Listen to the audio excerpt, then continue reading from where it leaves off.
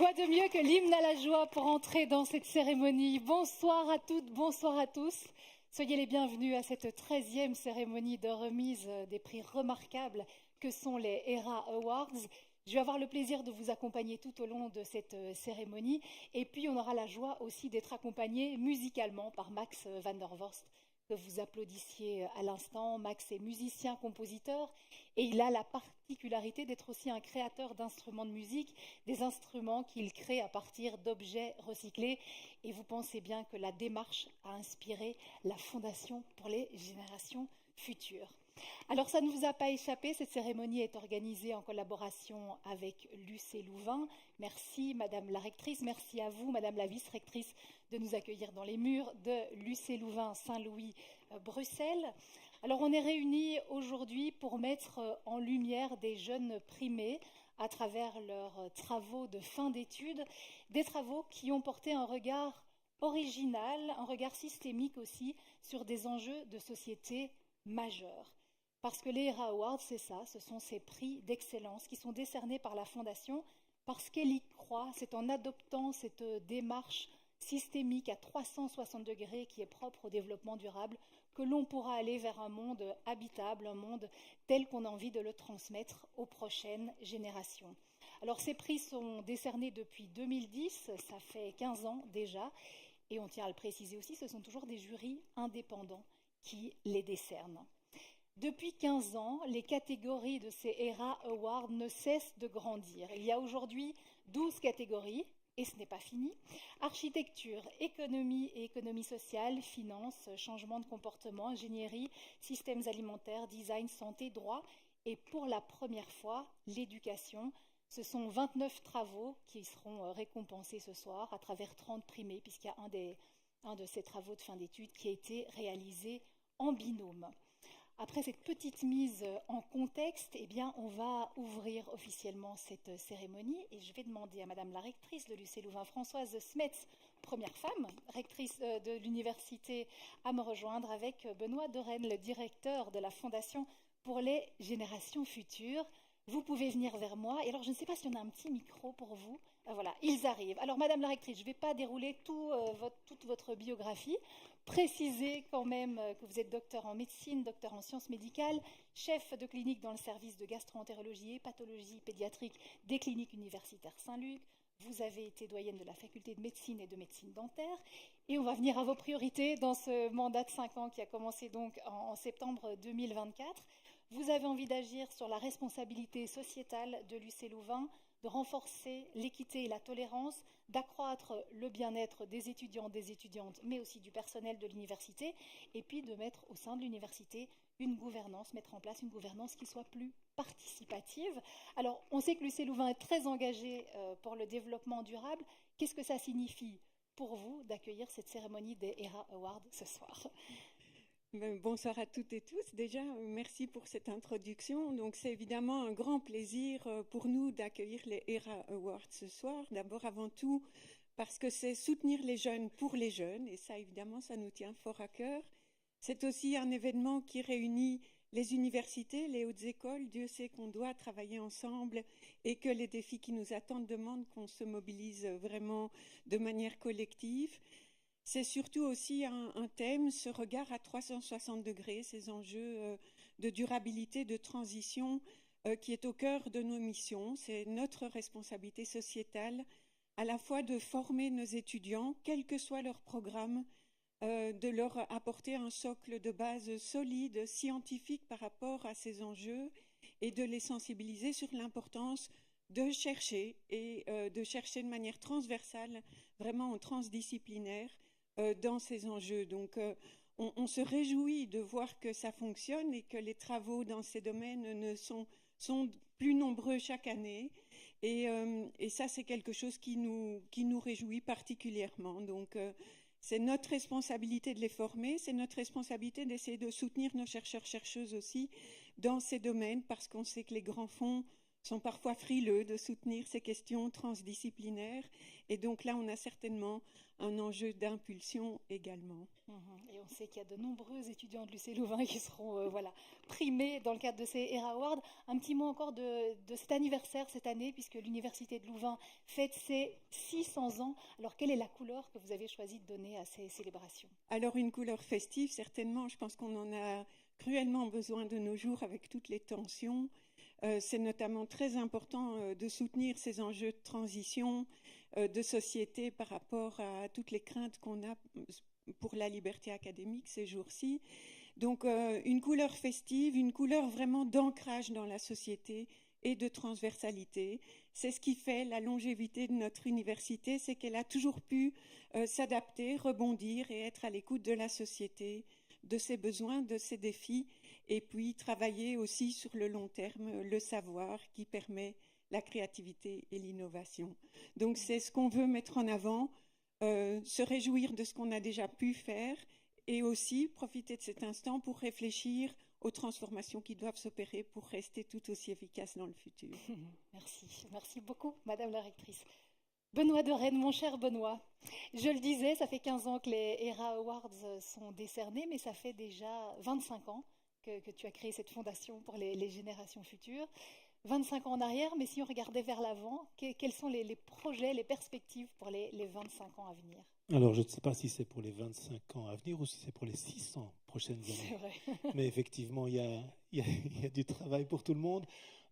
Aussi, le bonheur simplement d'entendre dans les mots de François Smets les choses qui nous sont chères depuis des années dans ce projet des Awards, depuis 15 ans maintenant, et de se dire que d'étape en étape, d'université en université, par les accueils que nous ont fait l'année passée l'UMONS, l'année prochaine l'ULB et aujourd'hui l'UCL, d'entendre dans la voix de leurs recteurs et rectrices ce que nous avons souhaité en fait lancer il y a 15 ans. Et aujourd'hui, nous ne devons même plus le dire, c'est vous qui le dites. Et ça, c'est merveilleux. Franchement, c'est quelque chose qui nous touche beaucoup parce que ça nous projette ensemble dans l'avenir, aux côtés des jeunes, qui nous pousse dans le dos, c'est ce que je remettais encore tout récemment, cette jeunesse qui a un regard critique, qui a un regard plus systémique et qui nous offre des nouvelles perspectives pour demain. Et donc faire le pari de ces nouvelles générations qui doivent continuer à monter et qui doivent se lancer dans la société, qui doivent offrir à la société le maximum d'eux-mêmes ou d'elles-mêmes dans leur rôle de chercheurs. On sait que parmi les primés des Awards, 30% continuent en thèse, ce qui est énorme en fait. Donc c'est très chouette de sentir qu'on pousse dans les thèses en transition quelque part, mais aussi les autres s'investiront ou s'investissent déjà dans la société à différents postes et à différentes responsabilités autour d'une vision plus soutenable du monde dans lequel nous voulons vivre. Merci Benoît, on se retrouvera évidemment tout à l'heure. Merci à vous deux.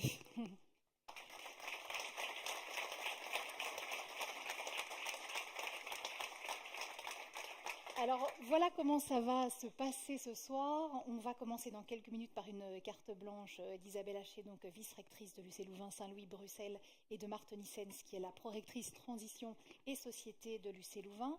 On fera évidemment connaissance avec tous les primés qui vont dans quelques minutes s'installer derrière moi. Ce sera l'occasion de leur poser des questions par rapport à leur engagement. On écoutera aussi certains de nos partenaires, ces partenaires qui sont évidemment essentiels pour que ces ERA Awards puissent exister et continuer de se développer comme ils le font jusqu'à présent. Et puis on terminera cette cérémonie tout à l'heure par la proclamation des résultats et la remise des diplômes. Alors, Avant toute chose, puisque ce sont ces primés que nous avons envie de mettre en lumière, je vous invite à regarder une petite vidéo qui a été tournée le 8 février dernier. C'était lors de la journée des primés, l'occasion pour toutes et tous de se rencontrer, d'échanger et puis de préparer évidemment cette cérémonie.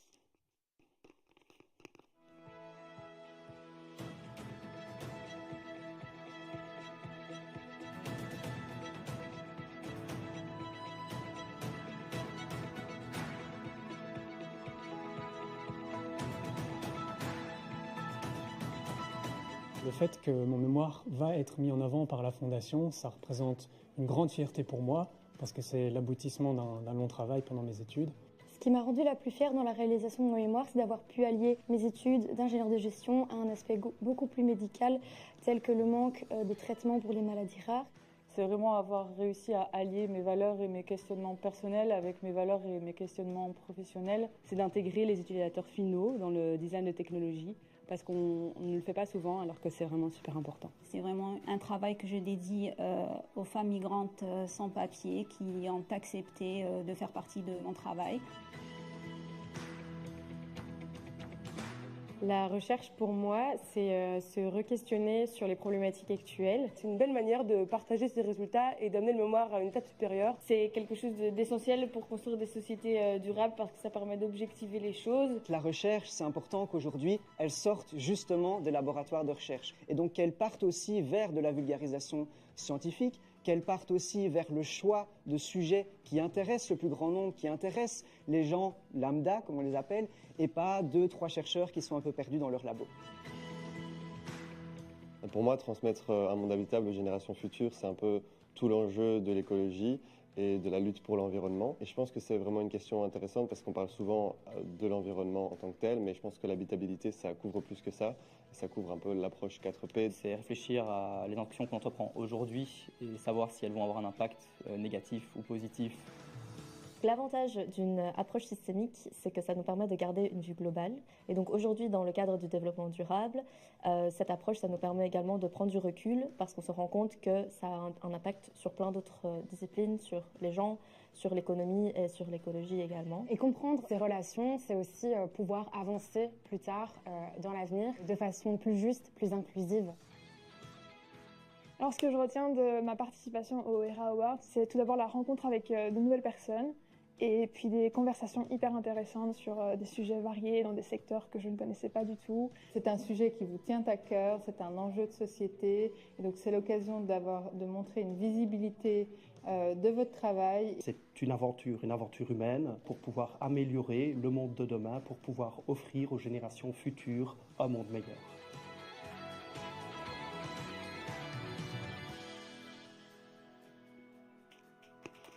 Et ils sont tous là.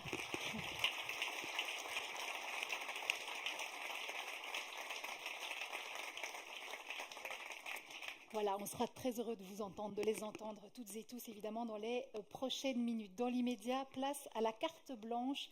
Je vous le disais, c'est une carte blanche à 2 voix, celle de la vice-rectrice de l'UC Louvain-Saint-Louis, Bruxelles, Isabelle Haché, celle de la pro-rectrice Transition et Société de l'UC Louvain, Marthe Nissens.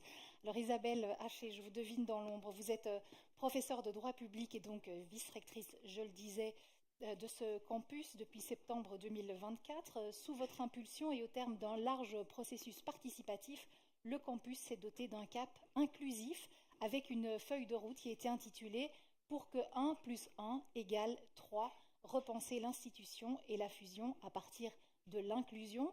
La deuxième voie de cette carte blanche, c'est donc celle de Marthe Nissens, qui est prorectrice Transition et Société de l'UC Louvain. Marthe Nissens est professeure ordinaire à l'UCL depuis 2009.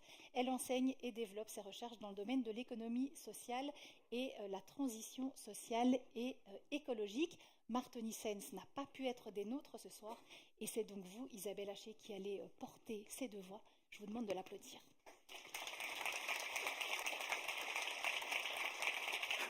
Voilà, et je précise encore, mais vous le voyez, que le titre de cette carte blanche, c'est donc Transition et inclusion, un même défi. Merci. Alors pour des raisons bien indépendantes de sa volonté, croyez-moi, Mark Nissens n'est pas là physiquement ce soir. Mais par contre, vous verrez qu'elle est dans tous les mots que je vais vous partager et que nous avons coécrits. Le sujet que nous avons choisi, Marthe et moi, pour célébrer les ERA Awards, tire son sens des qualités respectives qui nous réunissent face à vous ce soir. Pour Marthe, le prorectorat transition qu'elle porte et incarne depuis 6 ans, avec une mise en mouvement du lycée Louvain qui m'inspire le plus grand respect. Moi-même, qui depuis mes travaux de recherche dans le champ du handicap, en suis venue depuis quelques mois à reprendre, on vient de le dire, le vice-rectorat du campus Saint-Louis avec un cap inclusif, et ce, au moment même où s'ouvrait un prorectorat EDI, équité, diversité et inclusion, pour l'ensemble de l'UC Louvain. Alors la question que l'on a choisi de traiter ce soir est donc la suivante: transition et inclusion, même défi, point d'interrogation. L'idée est de ferrailler un brin avec ces notions, de chercher à les délimiter et les articuler pour identifier ce qui les rassemble à l'heure où elles se retrouvent dans le collimateur de plusieurs États, élisant sans doute de là où ils se situent des mêmes raisons de s'en départir, à tort. Soyons clairs, on vise les États-Unis bien sûr, mais aussi plus près de nous, les pays européens qui font face à la montée de l'extrême droite. Concrètement, 3 temps scanderont nos développements. Après avoir situé les notions d'inclusion et de transition, on montrera en quoi et pourquoi transition et inclusion sont indissociables l'une de l'autre et toutes deux fondamentalement arrimées à l'intérêt général, avant de souligner dans un dernier temps le rôle des universités. Je commence sans plus attendre avec notre premier point, transition et inclusion. De quoi parle-t-on ? La transition voit son périmètre varier en fonction des qualificatifs qui l'accompagnent, de la transition démographique, épidémiologique, économique, numérique, à la transition environnementale et sociale à laquelle on a désormais tendance à la réserver, sachant que dans un cas comme dans l'autre, la transition suggère nécessairement le passage d'un état à un autre. S'adossant à la diversité, l'inclusion se comprend quant à elle comme prérogative individuelle, j'ai droit à l'inclusion, ou dans une perspective collective, l'inclusion comme modèle de vivre ensemble par comparaison avec l'intégration, la ségrégation ou encore l'exclusion. Notion polysémique s'il en est, l'inclusion s'exprime alors, en tout cas dans notre compréhension à Marthe et moi, sur un mode résolument dialectique, provoquant la rencontre des altérités, assumant la tension des termes en présence, engageant la société tout autant que les personnes en situation de différence. À ce stade, on peut déjà dégager 2 éléments distinctifs. Premier élément distinctif, la transition environnementale et sociale a un périmètre plus large que l'inclusion qui, elle, se limite à son volet social. Autrement dit, transition sociale et inclusion constituent 2 manières différentes d'adresser une même réalité. Second élément distinctif, même si elle peut aussi relever du simple constat comme celui de la transition démographique, la transition traduit davantage un processus dynamique de transformation sociétale, là où l'inclusion semble avant tout désigner une sorte d'idéal social, si vous voulez, sous la forme d'une photographie de ce qui devrait être.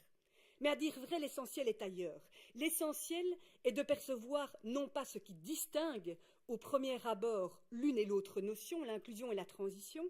L'essentiel, c'est de voir ce qui fondamentalement les rassemble et les rend même indissociables. Dans un cas comme dans l'autre, transition environnementale et inclusion sociale ont en commun de s'inscrire dans un horizon d'intérêt général. Dans un cas comme dans l'autre, ce qui est à nos yeux premier est le processus qu'elles appellent l'une et l'autre et qui draine une dimension transformatrice, impliquant un changement de paradigme, d'autres manières d'être et de faire plus durables. L'horizon du processus de transition est celui d'une société soutenable.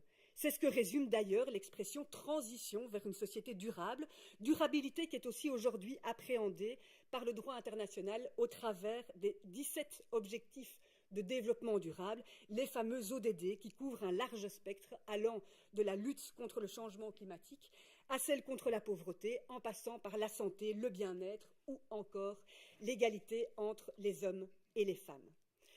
La question du développement d'une société soutenable est évidemment fondamentale.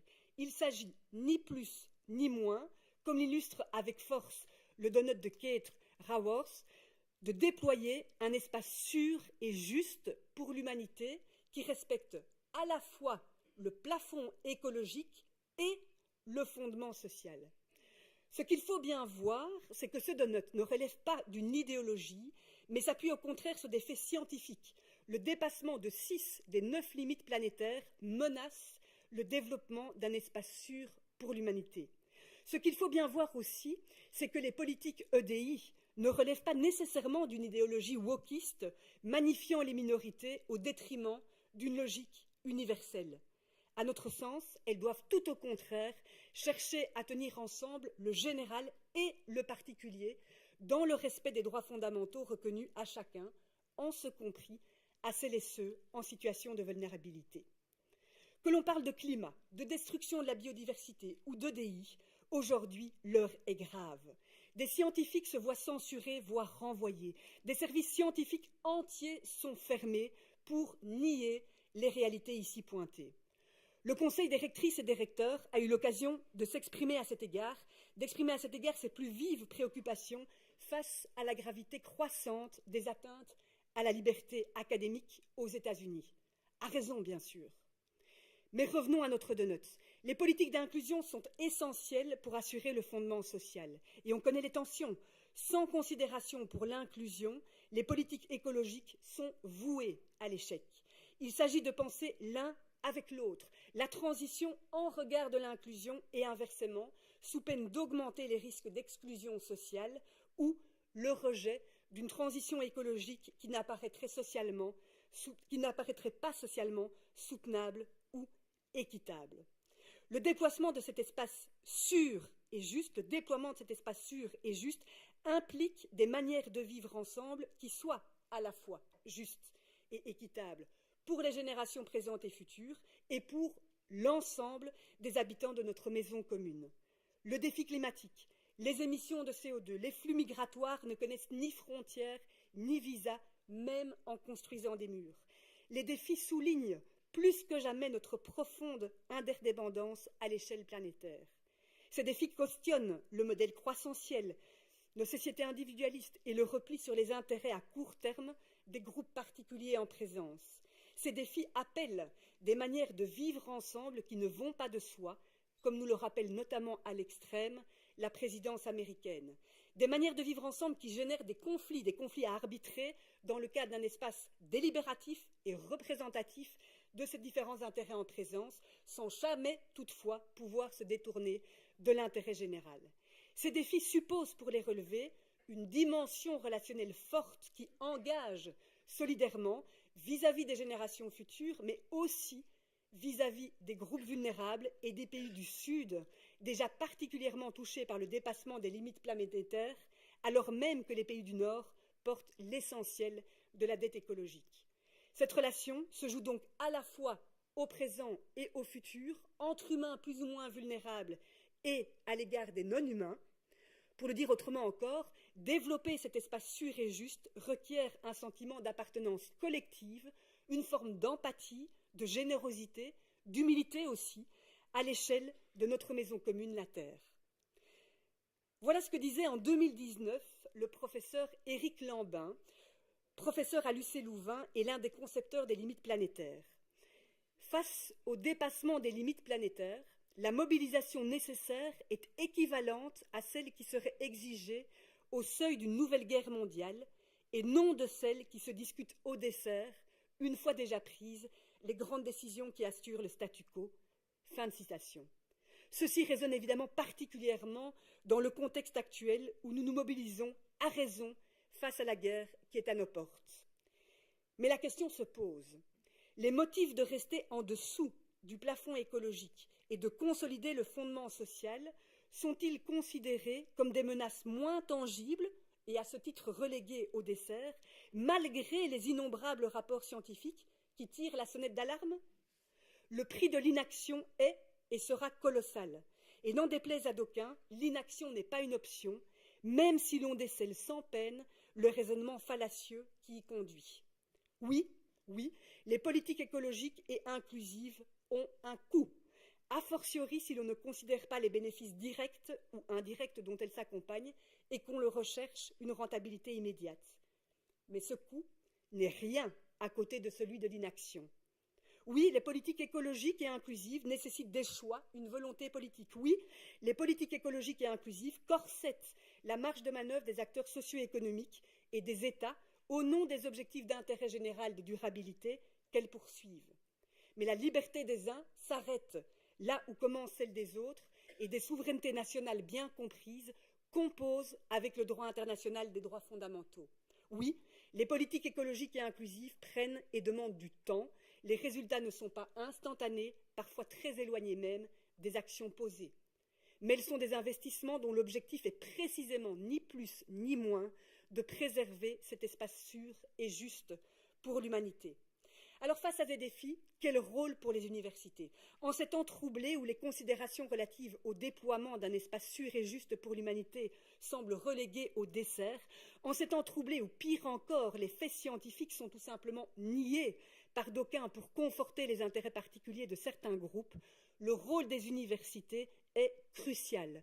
Leur responsabilité sociétale est majeure, d'autant qu'elles sont davantage à l'abri de lobbying en tout genre. Il est d'abord de notre responsabilité d'aider la société à ouvrir les yeux. Nous connaissons les effets délétères du dépassement des limites planétaires. Nous connaissons les exclusions structurelles. Les données scientifiques nous alertent. Le franchissement des limites planétaires menace gravement les populations et l'équilibre des écosystèmes. Selon le rapport du GIEC, la vie quotidienne d'au moins 3,3 milliards de personnes est déjà très vulnérable au changement climatique. Les discriminations mettent quant à elles à mal la biodiversité humaine. Comme communauté scientifique, nous avons une responsabilité majeure de partager de manière compréhensible des faits avérés, sans renier ce qui fait notre ADN, la rigueur, le sens critique et le courage de la nuance. Mais notre responsabilité ne s'arrête pas là. À l'université aussi de pousser plus avant l'état de la connaissance et de participer à la construction des changements systémiques de la société, qu'il s'agisse de nos styles de vie, de nos modes de production et de consommation, ou encore de nos modes de gouvernance et des structures de pouvoir établies qui régissent nos sociétés et peinent à intégrer l'intérêt général dans leurs décisions. Cette transformation implique des dimensions techniques, économiques, socioculturelles interdépendantes. Toutes les disciplines sont donc concernées par ces défis. Elles doivent se croiser, elles doivent intégrer l'expérience des acteurs sociaux pour créer l'intelligence collective du changement, en particulier via un dialogue étroit entre sciences dites dures d'une part et sciences humaines et sociales d'autre part. L'université, François Smets l'a souligné tout à l'heure, a également la responsabilité de former tous ces étudiants et étudiantes. Et en auditoire, il ne s'agit pas tant de les convaincre de s'engager en faveur de l'inclusion et de la transition que de les armer d'un bagage disciplinaire et interdisciplinaire suffisant, basé sur les faits scientifiques pour comprendre les enjeux qu'elles drainent et les défis qu'elles affrontent, en instruisant à charge et à décharge, en débusquant les raccourcis, en déconstruisant les stéréotypes. Car une fois encore, n'en déplaise à d'aucuns, l'enseignement des défis de la transition vers des sociétés soutenables n'est pas une option dans le cursus universitaire. Et il gagne à se marier avec l'excellence dans toutes les disciplines dès la première année de baccalauréat. La Fondation des générations futures l'a du reste bien compris. Les défis de la transition touchent tous les domaines d'études avec ses 11 prix. Démocratie, économie, finance, droit, santé, système alimentaire, éducation, ingénieur, design, architecture, psychologie. Bravo, bravo aux 29 lauréats et lauréates qui ont mené leurs travaux d'études avec rigueur scientifique en ouvrant des chemins pour la construction d'une société soutenable. Enfin, ces activités de recherche et d'enseignement se déploient sur nos campus qui, eux aussi, doivent intégrer profondément la dimension de la durabilité. Comme université, nous avons un devoir d'exemplarité vis-à-vis de nos communautés et vis-à-vis de la société. Cela touche tous nos domaines d'activité. Isolation et occupation des bâtiments, utilisation de l'énergie, manière de nous nourrir dans nos cantines et lors de nos innombrables événements, biodiversité, mobilité, partenariat responsable, vivre ensemble. Et cela n'est pas toujours simple. Cela nécessite des choix qui peuvent bousculer nos habitudes. Il faut oser revoir nos pratiques de déplacement à l'étranger. Il faut pouvoir questionner un partenariat scientifique à l'aune des droits humains. Il faut accepter de réinterroger notre rapport à notre espace personnel dans les locaux de l'université. Il faut interroger notre rapport au numérique, dont l'impact environnemental est exponentiel. Il faut oser donner moins de place à la voiture pour refaire vivre des espaces de biodiversité et de convivialité. Il faut oser instaurer des formes de quotas respectueuses du principe d'égalité en vue de résorber des discriminations, non point d'en créer. Bref, à l'université, en tout cas dans notre université, la transition et l'inclusion sont tout à la fois des valeurs, des caps fixés à l'action, des compétences à acquérir pour tous les étudiants et étudiantes et des objets d'études scientifiques. À l'UC Louvain, la détermination est entière. Pour construire demain de manière soutenable, le prorectorat transition travaille main dans la main avec le prorectorat EDI, mais aussi avec le conseil rectoral, sous la direction de notre rectrice Françoise Smets, pleinement engagée pour les transitions, et l'ensemble de la communauté universitaire. Par les temps qui courent, l'un des principaux défis adressés à chacun et chacune consiste sans doute à avoir le courage de garder sa ligne. Il faut oser faire des choix et se tenir debout au nom d'une commune humanité et d'une maison commune, la seule, la terre, à préserver en vue de déployer un espace sûr et juste pour l'humanité, pour les générations présentes et pour les générations futures. Alors, haut les cœurs et merci déjà pour ce qu'ensemble nous continuerons à bâtir.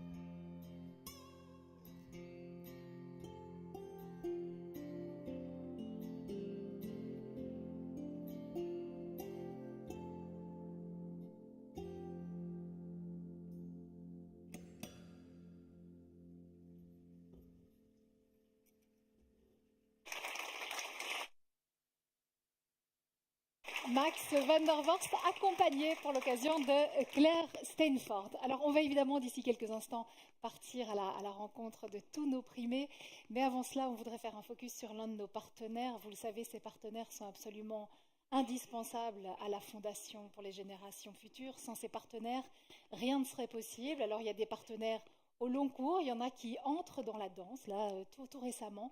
C'est le cas de la Loterie nationale. Alors, la Loterie nationale soutient financièrement, grâce à ses joueurs, des centaines de projets et d'organisations par an et est fière de soutenir toute initiative concrète pour une planète plus durable, je cite.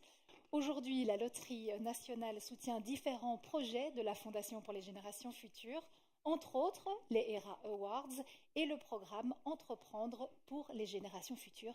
On regarde cette petite vidéo et on part à la rencontre des primés. La Fondation pour les générations futures est un partenaire, je dirais, naturel pour la Loterie nationale. Il y a une reconnaissance de la Fondation à l'égard de la loterie sur son rôle sociétal, y compris dans la matière de durabilité. Nous avons une reconnaissance aussi à l'égard de la Fondation pour le travail qu'elle fait, la sensibilisation qu'elle mène, l'organisation et la dynamique qui est derrière, en fonction des projets des 4P et autres qui nous correspondent et qui nous plaisent.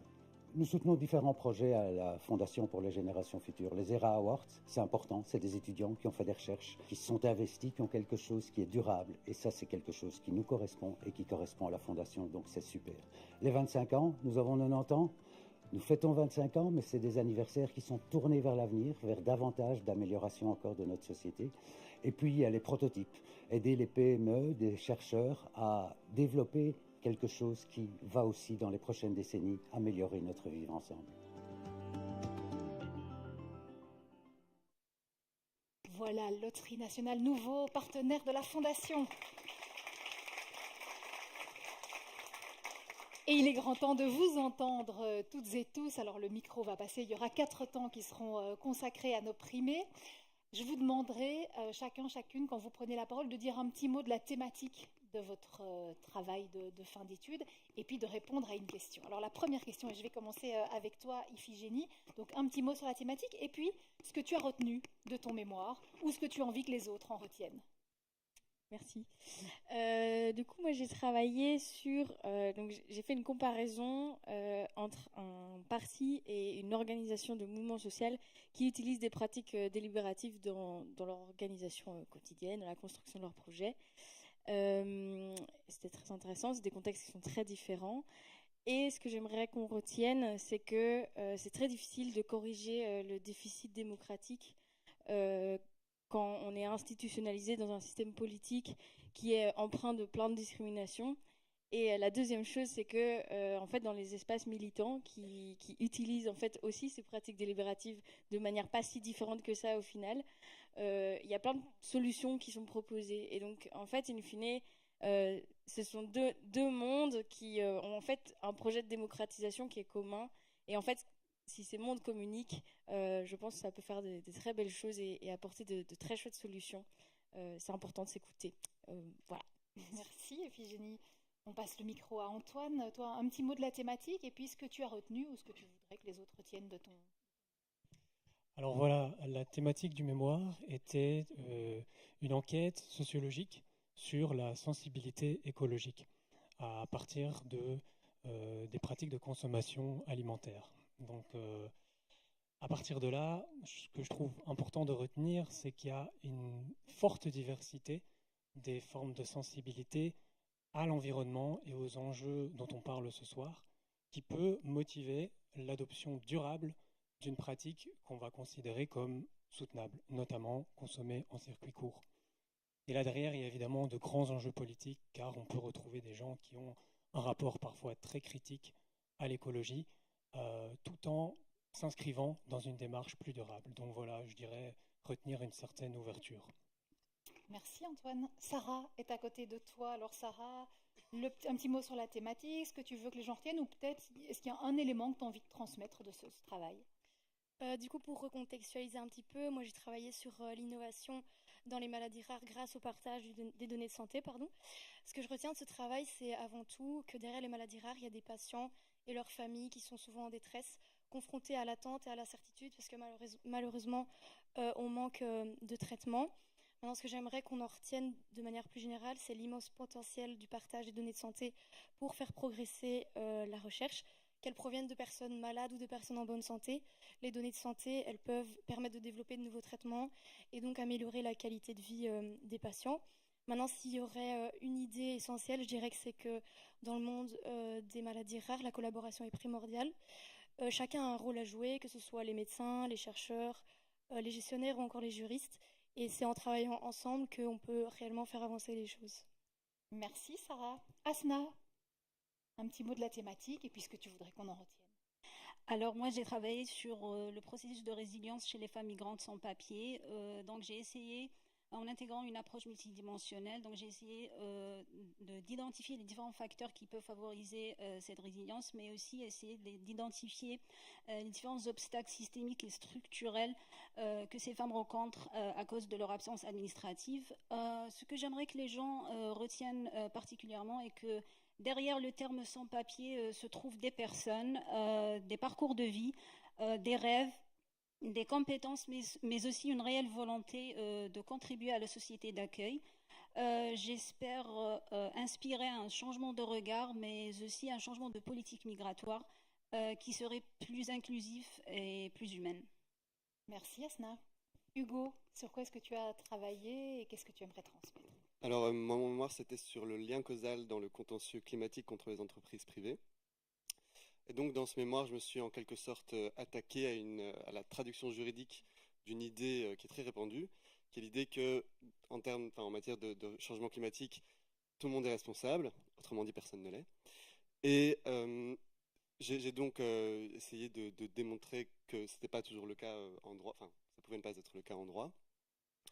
Et je constate qu'aujourd'hui, on est beaucoup dans les primés à avoir justement ce regard, un nouveau regard sur certaines problématiques. Et je trouve que, je ne sais pas exactement ce que moi, je peux espérer transmettre avec mon mémoire. En tout cas, ce que moi, je retiens des autres travaux, c'est justement cet autre regard, comme disait Asna, ce nouveau regard sur certaines thématiques telles que le dérèglement climatique, la durabilité ou la migration. Et ce nouveau regard qui nous permet parfois d'envisager demain avec un peu plus d'espoir, d'enthousiasme, et en tout cas la conviction que on peut offrir un monde plus durable et plus soutenable, plus habitable pour les générations futures. Merci Hugo. Alice, c'était quoi la thématique de ton mémoire et qu'est-ce que tu as envie de transmettre ou qu'on retienne? Donc moi, la thématique de mon mémoire, c'était la reconstruction post-séisme au Maroc. Et j'ai choisi d'aborder cette thématique à travers le collectif. Donc j'ai choisi de faire un lieu collectif qui permettrait à tous les sinistrés de se retrouver dans un espace de partage. Quand on analyse des catastrophes ou des drames, les gens ont besoin de se retrouver, de partager des moments. Et donc de démarrer par un espace tourné vers l'humain, ça me paraissait assez essentiel et c'est quelque chose que j'aimerais transmettre. Et aussi la partie de parasismique, donc c'est-à-dire être hyper vigilant à la façon de mettre en œuvre les bâtiments et les matériaux qu'on utilise, donc également l'aspect durable et l'environnement. Voilà. Merci Alice. Et Rania, c'était quoi la thématique de ton travail à toi, puisque tu as envie de transmettre? Oui, alors moi j'ai décidé de travailler sur les inondations de juillet 2021 dans la vallée de la Vestre, donc du côté de Liège, et sur les impacts sociaux qu'elles ont engendrés sur la population sinistrée. Et évidemment, des impacts, il y en a eu énormément, mais ce que je voulais vraiment mettre en évidence, c'est le fait que si on veut espérer une résilience et une reconstruction durable en fait de ces zones, il faut absolument considérer les enjeux environnementaux conjointement avec les enjeux sociaux, justement pour éviter à tout prix en fait de renforcer la vulnérabilité sociale et territoriale de ces personnes et de cette zone déjà gravement touchée à la base, mais encore plus avec ces inondations. Et donc justement allier inclusion et transition. Et puis dans un second temps, c'est surtout de conscientiser en fait davantage la population, pas seulement les personnes sinistrées, au fait que des inondations comme juillet 2021, il va y en avoir à nouveau. Et donc pour pouvoir tirer parti de ce qu'on a vécu en 2021, il faut absolument sensibiliser davantage les gens. Merci beaucoup. Alors je laisse le micro par là. Iléna, je viens vers toi dans quelques petites minutes et je vous propose tout de suite de découvrir en images le témoignage d'Anaïs Couronné. Bonjour à tous. Dans mon mémoire, j'ai analysé un paradoxe. Alors qu'on veut sortir des énergies fossiles, on continue massivement à les subventionner. Rien qu'en Belgique, en 2021, ces aides représentaient plus de 21,5 milliards d'euros. Ce que je veux donc que l'on retienne dans mes mémoires, c'est qu'on peut supprimer ces subventions, mais de manière progressive et juste. Il ne suffit pas de les couper du jour au lendemain. Il faut accompagner la transition en aidant les ménages à adopter des alternatives plus durables comme la rénovation énergétique. Mon message, c'est donc que la transition énergétique ne doit pas être un privilège. On doit arrêter de financer ces énergies polluantes et utiliser cet argent pour construire un système plus équitable et plus durable. C'est une opportunité et une urgence et grâce aux solutions que j'ai développées, on a encore le temps d'agir. Voilà pour ce premier moment consacré à nos primés des ERA Awards 2025. Merci à toutes et tous.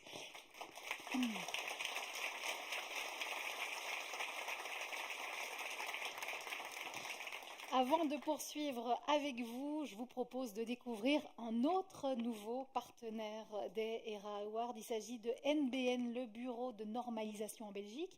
Donc NBN élabore, publie, diffuse des normes dans notre pays. Il met notamment gratuitement à disposition plus de 40 000 normes pour les étudiantes et les étudiants, les enseignants, enseignantes, le personnel académique, via son portail éducatif. Je vous propose d'y voir un petit peu plus clair grâce à cette vidéo. L'NBN est la plateforme belge pour développer des normes pour les entreprises dans différentes industries, comme la technologie, la ICT, la construction, le textile. En fait, des normes sont des documents de connaissances. Ce sont des experts qui développent les normes. Ils mettent leur savoir-faire, leurs connaissances dans une norme qui est un document qui devient, après tout un processus de validation, qui devient un document officiel qui décrit quelle est la bonne pratique dans un secteur, dans un certain métier. On voit que de plus en plus, les aspects de la durabilité sont inclus dans les nouvelles normes que nous développons. Et donc pour nous, soutenir les ERA Awards et la Fondation pour les générations futures, c'est évident. Et aussi les étudiants, à leur faire connaître la normalisation et les normes dans différents secteurs. L'NBN soutient l'ensemble des ERA Awards pour 3 ans. Travailler avec les étudiants et créer la visibilité du NBN auprès des étudiants, c'est un travail de longue haleine.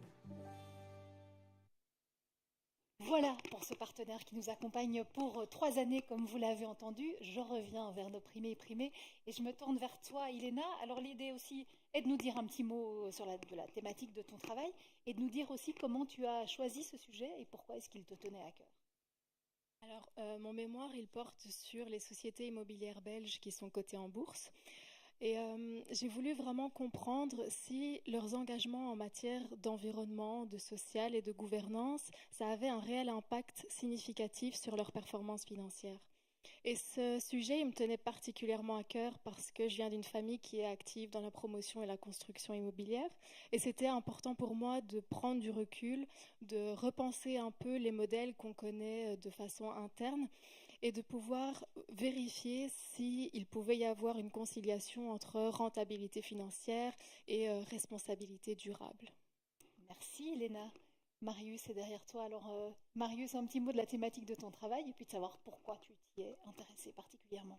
Oui, donc mon mémoire il portait sur les défis de l'enseignement à la finance durable, donc qu'est-ce qui pose au problème aujourd'hui et comment est-ce qu'on pourrait améliorer cet enseignement. Ce choix il a été motivé par 2 grands points en fait. Tout d'abord mes études, j'ai décidé de faire des études en finance durable durant mon master et j'ai pu découvrir à quel point la finance était importante dans le développement durable et le poids qu'elle pouvait avoir. Mais aussi, j'ai pu découvrir qu'il y avait énormément de problèmes dans cet enseignement, sur plein de niveaux différents, que ce soit au niveau des élèves, au niveau de l'organisation des cours, ou même au niveau même de ce qu'est la finance durable et comment elle est définie aujourd'hui. Donc ça, c'était un grand point. Je voulais un peu mieux comprendre les causes qui posaient problème aujourd'hui. Et le deuxième point qui a motivé ce mémoire, en fait, c'est mon stage. J'ai réalisé un stage chez Citizen Fund, qui est un fonds d'investissement coopératif à impact. Et donc quand je les ai rejoints, en fait, ils avaient justement l'idée de développer, donc répliquer leur modèle, mais à plus petite échelle dans des universités en fait, pour justement améliorer cet enseignement. Donc il y avait vraiment un réel match. Et donc on a décidé de développer cette mémoire donc, pour mieux comprendre les défis de l'enseignement les défis de l'enseignement à la finance durable et voir si ce projet pourrait être une des solutions et améliorer cet enseignement. Parfait, merci Marius. À côté de toi, il y a Cassandre. Alors un petit mot de la thématique et puis du choix de ton sujet. Mon mémoire portait sur l'écologisation du droit des contrats à travers la notion d'ordre public environnemental. Et ce sujet, il est né de la rencontre de 2 préoccupations principalement. D'une part, le rôle du droit dans la lutte contre les dérèglements anthropiques de l'environnement et l'instrumentalisation du droit dans des objectifs de durabilité. Et d'autre part, le rôle que nous, tout un chacun, les entreprises, mais aussi les particuliers et les personnes privées, sont amenés à jouer dans la protection de l'environnement. Et cette question, la question de l'écologisation du droit des contrats, elle prend tout son sens quand on sait que le contrat, c'est une source de droit qui est créée par les personnes privées, par chacun d'entre nous, qui rythme notre vie quotidienne et qui peut avoir un impact sur l'environnement positif ou négatif. Merci beaucoup Cassandre. Maude, c'est à toi la thématique et puis le choix de ce sujet, pourquoi il te tenait à cœur. Alors pour mon mémoire, j'ai travaillé sur l'élaboration d'un cahier des charges de capteurs de qualité de l'eau portable qui répondrait au mieux aux besoins des utilisateurs finaux, plus précisément à Metro Cebu aux Philippines. Alors j'ai travaillé sur ce sujet-là, d'une part parce que pour moi la qualité de l'eau et l'accès à l'eau potable c'est quelque chose qui me tient énormément à cœur. Et d'autre part, le fait d'intégrer les utilisateurs finaux dans le questionnement face à une technologie était quelque chose qui me tenait aussi beaucoup à cœur. Je pense que dans mon domaine d'études de l'ingénierie, souvent c'est quelque chose qui n'est pas une pratique qui n'est pas beaucoup faite, ou alors seulement dans les dernières étapes du développement d'une technologie. Et donc pour moi c'était très important de vraiment avoir cette approche systémique face à la technologie sur laquelle j'allais travailler. Et c'est quelque chose que je souhaite aussi promouvoir. Merci Maude. Alors je ne sais pas qui est à côté de toi. J'avais Louis sur ma liste, mais c'est... C'est Zoé. C'est Zoé. Ok Zoé. Attends, excuse-moi, hein, je sais pas, j'ai peut-être sauté un petit truc. Je vois. Mais non, c'est très bien Zoé, c'est le bon moment alors. Je t'écoute. Merci. Donc mon mémoire porte sur l'insertion socio-professionnelle des personnes porteuses de handicap invisibles dans les entreprises d'économie sociale. Et ce sujet me tient particulièrement à cœur, car il fait écho au parcours de ma petite sœur, Eva. Donc elle est née très grande prématurée et après elle souffre d'handicap invisible qui sont donc elle a 2 troubles 10, elle souffre de dysphasie et de dysgraphie et elle souffre aussi d'un trouble de l'attention avec hyperactivité et elle est à l'aube de sa vie professionnelle et je me suis demandé mais à quels obstacles elle va être confrontée. Et donc, j'ai voulu travailler pour répondre à des questions sur pourquoi une entreprise embaucherait-elle des personnes porteuses de handicap invisible qui ont besoin d'aménagements spécifiques et comment est-ce que ces personnes vont être accompagnées dans les entreprises. Et le fait de travailler dans l'économie sociale, ça fait écho à mon master en management des entreprises sociales et durables. Et l'économie sociale promeut des valeurs d'inclusion et de solidarité. Et donc, c'était intéressant de travailler dans ce secteur-là pour inclure des personnes avec des handicaps. Merci Zoé. Excuse-moi, je ne sais pas pourquoi j'avais pas mon nom ton nom sur ma liste. Louis, un petit mot de la thématique de ton travail et du choix de ce sujet. Oui, bonsoir. Moi, je me suis un peu attaqué à un sujet, on va dire, joyeux, rafraîchissant, la manière dont l'extrême droite parle de climat et d'écologie. En particulier, je me suis intéressé au cas d'un parti, le Vlaams Belang, qui est le principal parti d'extrême droite en Flandre, au nord du pays. Pourquoi ce sujet? On peut se le demander. Parce qu'en fait, aujourd'hui, on peut dire qu'on est en quelque sorte à la croisée de 2 grandes tendances. D'un côté, on a une extrême droite qui est de plus en plus puissante, de plus en plus populaire, qui arrive au pouvoir un peu partout en Europe, en Amérique du Nord. Et de l'autre côté, on a une crise écologique qui s'aggrave, avec des températures moyennes qui continuent à augmenter. On a aussi une crise de la biodiversité qui s'accélère. On a des inondations de plus en plus fréquentes. On a parlé du cas de la Wallonie en 2021. Et en fait, ces 2 tendances, elles sont vraiment structurantes. Elles questionnent nos sociétés démocratiques contemporaines. Et du coup, moi, je me suis demandé qu'est-ce qui se passe quand ces 2 grandes tendances, elles se rencontrent.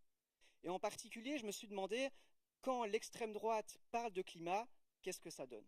C'est ce que je me suis demandé dans le cadre de mon mémoire et c'est un peu difficile à... J'ai du mal à convaincre les gens quand je le dis en tout cas, mais de manière générale, ça s'est bien passé et j'ai trouvé ça assez chouette, mais c'est difficile de le faire croire en fait.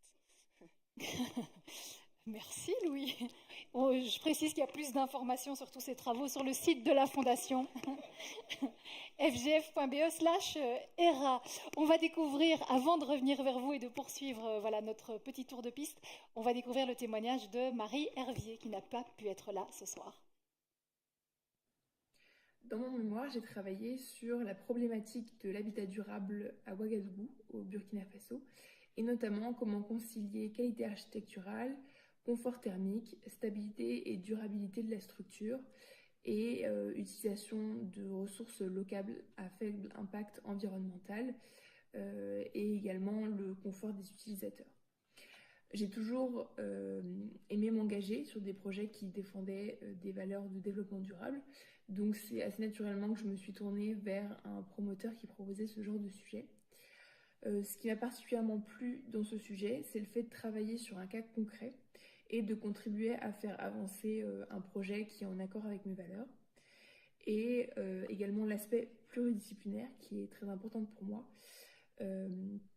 car d'après moi, il permet des innovations qui sont au plus proche des problématiques de nos sociétés actuelles. sera pour le témoignage de Marie. Et puis avant de revenir à vous, on va découvrir d'autres partenaires des ERA Awards. On va découvrir ceux qui soutiennent le ERA Award en Sustainable Law. Il y a notre nouveau partenaire avocat.be et puis un partenaire qui renouvelle son soutien, à savoir notaire.be. Avocat.be, l'ordre des barreaux francophones et germanophones, agit à deux titres. D'une part, la défense de la profession d'avocat, mais également et surtout la défense des intérêts des justiciables, qu'ils soient particuliers ou entreprises. Avocat.be est engagé dans un processus de certification en entrepreneuriat durable avec la région Wallonne. Et dans le cadre de ce processus, nous devons réaliser 30 actions sur une période de 3 ans. Les 30 actions visant à réaliser ou à approcher les 17 objectifs de développement durable. Quand on a rencontré la Fondation pour les générations futures et qu'on a eu connaissance de l'organisation de ce prix ERA Award, on s'est dit qu'il fallait absolument qu'on participe à l'attribution du prix Sustainable Law. C'est d'abord une source d'inspiration pour notre propre profession. Mais c'est également l'occasion de rencontrer et d'échanger avec d'autres professions, d'autres organisations, d'autres entreprises, de façon à favoriser cette créativité dans notre action pour un développement durable. Notre organisation, c'est le Conseil francophone des notaires. Nous avons des projets vraiment à court terme, le management vert, soutenir les notaires dans leur impact sociétal et environnemental, et puis à plus long terme, de développer un label études vertes qui rencontre un peu aussi les objectifs de la Fondation pour les générations futures, avec la possibilité pour le citoyen de choisir un notaire qui répond à ces critères sociaux et environnementaux. Dans nos études, nous avons vraiment une vision à 360 degrés. Nous rencontrons énormément de citoyens, d'entreprises dans toute une série de domaines familiaux, économiques, sociétaux. De plus, nous soutenons le ERA Award Sustainable Law, qui est un award qui récompense des étudiants qui ont cette vision-là de développement soutenable. Nous sommes partenaires depuis 2021, on vient de renouveler le partenariat pour 3 ans, cette fois-ci avec avocat.be, parce qu'on se dit évidemment que les matières liées au développement soutenable n'ont pas de frontières juridiques et qu'il faut vraiment avoir un impact plus important à ce niveau-là. Merci à ces deux partenaires du ERA Award en Sustainable Law.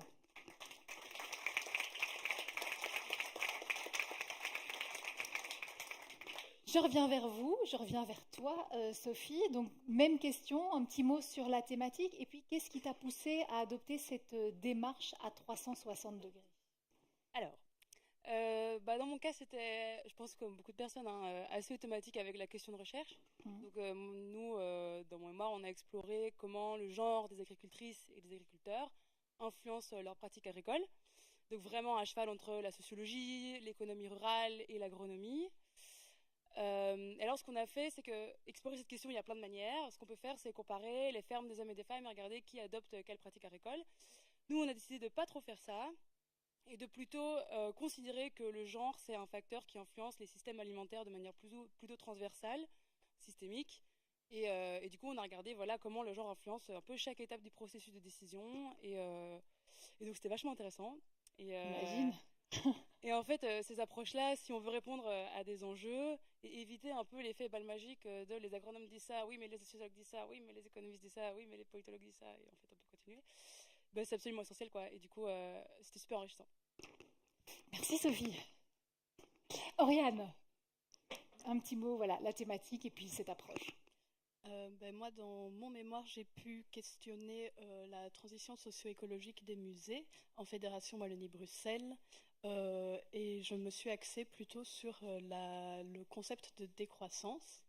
Comme ce concept, en fait, est un concept plateforme qui reprend déjà un pilier économique, un pilier sociologique et un pilier évidemment écologique, ça a été pour moi une évidence de travailler de manière systémique. Et je me suis très vite rendu compte que si je voulais étudier la transition des musées, je n'avais pas le choix aussi que de m'intéresser à la question politique et d'étudier les politiques culturelles en matière de musées en Fédération Wallonie-Bruxelles. Ça a son lot de difficultés de travailler de manière systémique, puisqu'on se rend très vite compte qu'on part dans tous les sens et on a envie d'étudier chaque piste de manière très détaillée. Mais une fois qu'on réussit à se structurer et à structurer notre recherche, on remarque à quel point c'est intéressant et à quel point c'est totalement indispensable en fait de réfléchir comme ça. Voilà, et on en saura plus sur le site de la Fondation. Alors, Shaima et Lam, vous avez travaillé ensemble. Alors, je ne sais pas si vous voulez parler chacune à votre tour ou s'il y en a une qui évoque la thématique et l'autre le choix de l'approche systémique. À vous de voir. J'ai eu l'occasion de travailler avec l'AM dans le développement en fait, d'un outil qui permet de créer, enfin, d'évaluer le niveau de circularité d'un projet urbanistique de grande échelle, qu'on appelle un master plan.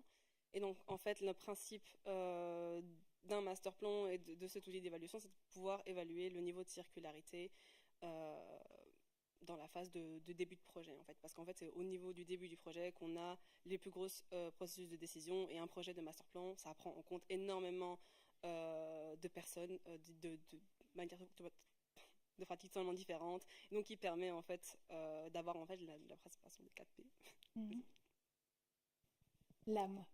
Du coup, pour compléter Shaima, ce sujet étant intrinsèquement lié à des aspects circulaires et au développement durable, adopter une approche à 360 coulait presque de source et nous semblait complètement logique.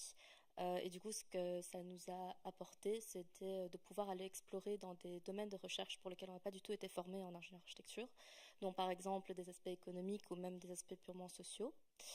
Le plus gros challenge, par contre, dans un mémoire comme ça, c'était de réussir à restreindre le champ de recherche, parce que le sujet est super vaste finalement, afin de créer justement cet outil qui est synthétique, facile à utiliser et pédagogique, qui remplit son rôle. Et pourquoi avoir travaillé à deux? C'était un peu une surprise. À la base, j'étais toute seule sur le sujet. Et Shaima voulait changer de sujet parce qu'elle n'appréciait pas son sujet initial. Et en fait, notre promoteur trouvait que c'était une bonne idée parce que le sujet était assez conséquent et que du coup, c'était mieux d'être deux dessus. Et la richesse dans cela, c'est qu'en fait, on a pu avoir des perspectives complètement différentes, pouvoir vraiment s'asseoir, débattre, affiner le sujet aussi, discuter, se mettre en accord sur comment est-ce qu'on allait procéder, etc. Donc, en fait... c'était du plus, quoi. Voilà, Ouais. c'est ça. Super, merci. Merci à toutes les deux. Amina, sur déjà la thématique en général et puis le choix de cette approche. Bonsoir à tous. Donc, mon mémoire étudie l'impact des obligations vertes sur la transition énergétique européenne. Plus spécifiquement, il étudie la question de l'additionnalité financière, qui est la question de est-ce que les obligations vertes financent réellement des nouveaux moyens de production d'énergie verte, comme par exemple des nouveaux parcs éoliens en mer du Nord, ou si c'est des projets qui auraient été de toute façon financés via des moyens traditionnels, qui auraient été poussés par de la rentabilité et une méthodologie de rentabilité. Et par rapport à la question du 360 degrés, j'ai choisi d'avoir une vision en 360 degrés sur cette analyse, parce qu'au-delà de l'étude des flux financiers, j'ai vraiment voulu questionner la capacité de cet outil financier à accélérer la transition vers une Europe plus verte, une Europe plus résiliente énergétiquement parlant, et aussi une Europe qui permet une accessibilité à une énergie abordable à tous les Européens. Merci Amina, on va passer le micro à Lucien qui est derrière toi. Dis-nous un petit mot de cette thématique et de l'approche à 360 degrés. Oui, merci. Donc moi j'ai travaillé sur les problématiques d'accès à la terre pour les agriculteurs avec un point de vue à la base économique. Donc quelles sont les raisons qui finalement font que les prix des terres aujourd'hui sont à des montants qui deviennent démesurés et comment on peut amener des solutions via par exemple la coopérative Terre en Vue. Alors, au niveau de la question de la dynamique systémique, c'est plutôt le sujet qui m'y a poussé, puisque pour comprendre toutes les dynamiques et toutes ces augmentations des prix des terres, il m'a fallu me confronter à des questions politiques, urbanistiques, législatives, sociologiques aussi, parce qu'on parle au final de gens, d'agriculteurs, etc. Et donc ça a brassé un panel assez large de questions. Ouais. Merci Lucien. Et Laura, sur voilà, la thématique en général et puis le choix de cette approche systémique. Donc moi j'ai décidé de me pencher sur la question de la perception des infirmières de première ligne concernant leurs connaissances par rapport aux effets des changements climatiques sur la santé. Et tout ça dans un cadre professionnel évidemment. Pendant mon master en sciences infirmières et plus particulièrement en pratique avancée, je me suis vraiment intéressée sur la question de la santé environnementale et sur moi en tant qu'infirmière déjà travaillant sur le terrain, ce que j'observais. Et je remarquais tout simplement qu'on n'en parlait pas beaucoup entre collègues dans le cadre professionnel. Et donc, je me suis vraiment penchée sur la question de la perception, comment les infirmières percevaient ça, si elles se sentaient concernées, quelles étaient leurs ressources, etc. Et donc, au fur et à mesure de mon travail, je me suis vraiment aperçue qu'une approche globale était indispensable parce qu'il faut savoir que cette problématique-là ne concerne pas uniquement des connaissances scientifiques, mais également les ressources disponibles sur le terrain, le cadre politique, le cadre institutionnel des professionnels et aussi la place qu'on leur laisse dans la société pour cette transition. Et avec du recul, je confirme que personnellement, pour tout projet à mener, la vision, l'approche à 360 degrés systémique est importante et surtout dans mon contexte pour trouver des solutions, construire des solutions durables, évidemment adaptées aux besoins des soignants et des patients. Merci beaucoup Laura. Je reviens vers toi dans quelques petites minutes. On va découvrir tout de suite le témoignage de Timothée Lefebvre. Alors lui, il poursuit des études à l'université de Chicago et dans son mémoire, il a analysé la durabilité de certains modèles mathématiques qui simulent les systèmes agricoles. Le voici. La durabilité en agriculture est trop souvent limitée à une analyse économique et environnementale, alors que les dimensions sociales et de gouvernance sont très importantes pour orienter le futur des systèmes agricoles. C'est pourquoi j'ai décidé de m'inspirer de la FAO, une agence des Nations Unies, en intégrant les 4 dimensions de la durabilité dans mon mémoire. Cela m'a permis de démontrer que les dimensions sociales et de gouvernance étaient largement sous-représentées dans les modèles de simulation que j'ai étudiés, ce qui est problématique car ces modèles servent à développer les futures politiques agricoles. Une approche plus holistique de la modélisation est donc nécessaire, bien qu'elle rencontre de nombreux défis techniques à relever. Voilà, et après ce témoignage de Timothée, eh bien, je vous invite à découvrir un partenaire qui a renouvelé son soutien, même 2 partenaires qui ont renouvelé leur soutien au ERA Award en Sustainable Food Systems, c'est COSUCRA et Triodos. Je ne vous en dis pas plus parce que vous allez le voir, tout est très bien expliqué dans cette vidéo. COSUCRA est une entreprise agroalimentaire qui transforme des produits qui viennent du champ, la chicorée et le pois, dans des ingrédients santé qu'on va retrouver dans une grande gamme de produits alimentaires et qui auront pour effet d'améliorer la santé du consommateur. Et grâce à ce partenariat avec la Fondation pour les générations futures, nous participons à cette ERA Awards pour la durabilité agroalimentaire et on trouve que c'est très intéressant comme source de nouvelles idées pour une entreprise qui, comme COSUCRA, est orientée innovation. 10% de notre personnel travaille en R&D et donc de nombreux membres de l'entreprise participent à ces rencontres pour aller, à la pêche aux nouvelles idées. La stratégie de COSUCRA, c'est le développement de l'entreprise qui est guidée non pas uniquement par des critères financiers, mais également par des critères non financiers. Et dans ces critères non financiers, évidemment, la durabilité est très importante. Et ce partenariat avec ERA Awards me semble parfaitement aligné avec cette stratégie.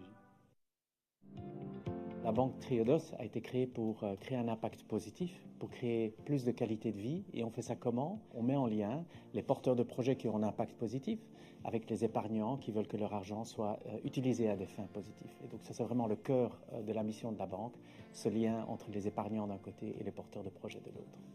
La banque Triodos a toujours beaucoup d'ambition, on a plein de projets qu'on veut réaliser, qu'ils aient trait à gérer la fortification des partenariats que nous avons, à la création d'une économie plus inclusive, à la favorisation de bonnes pratiques, à la création d'impacts positifs. Et ce sont tous des objectifs que nous partageons avec la Fondation pour les générations futures et précisément avec les prix ERA.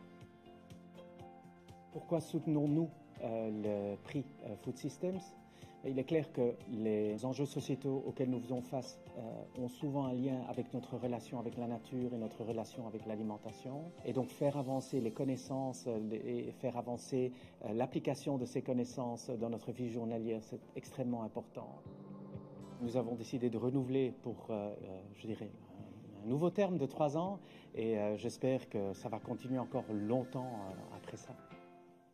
Et on l'espère aussi. Merci à Cosucra et à la banque Triodos.